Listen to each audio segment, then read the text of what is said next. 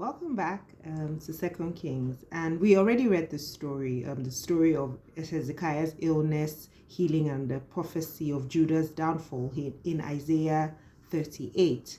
But as usual, Kings is giving us a bit more detail than what we read before.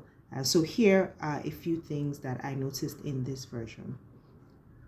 Isaiah hadn't gone very far before God sent him back to Hezekiah to let him know that his prayers had been answered and he would add 15 years to his life. Now, it's easy to think that it was his prayers and his tears that changed God's mind. But knowing what I know about God, or what we've come to know about God, I'm inclined to believe that it was all part of God's plan from the beginning. God, in Numbers 23:19, it says that God isn't a man that he would lie, neither is he a man that he would change his mind or relent. So I don't believe this was God changing his mind here. It makes me inclined to believe that it was all part of his plan in a not crafty way, right?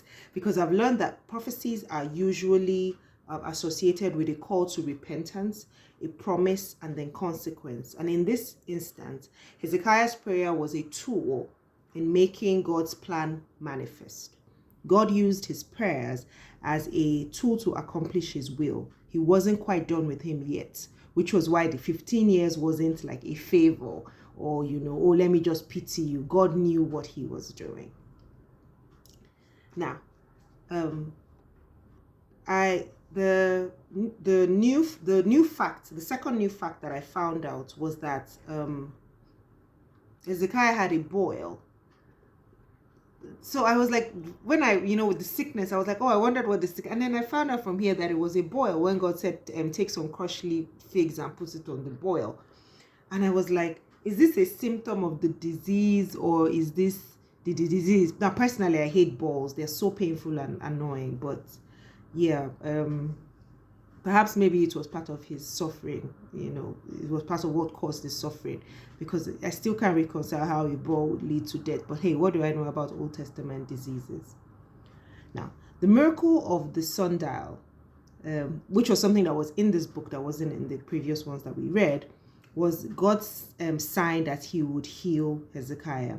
It also proved Isaiah's authenticity as a prophet and his trustworthiness as God's prophet. It confirmed God's mercy towards Hezekiah.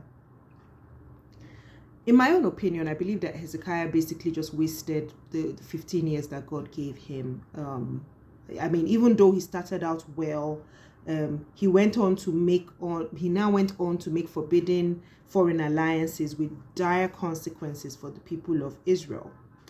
And then again, we see a pattern of the good / decent king being succeeded by an evil son. I wondered if the kings didn't know anything about succession planning back in those days. Clearly, I don't think they did. But David perhaps maybe did, because in his own time, he helped Solomon plan for the temple, gather the things that he needed. So he knew, like, he was preparing his son for his reign. Doesn't mean that Solomon came out perfectly, but at least we saw that David did something. These other kings that would be so good, do all these great feats and institute reforms, will now be succeeded by like evil sons that would just come and basically destroy everything. Anyway, Hezekiah is succeeded by his son Manasseh, who was 12 when he became king. This could also explain why he was a bad king. He was maybe a kid, didn't know much, and was probably just influenced by people like some other kings in the past. I'm not sure.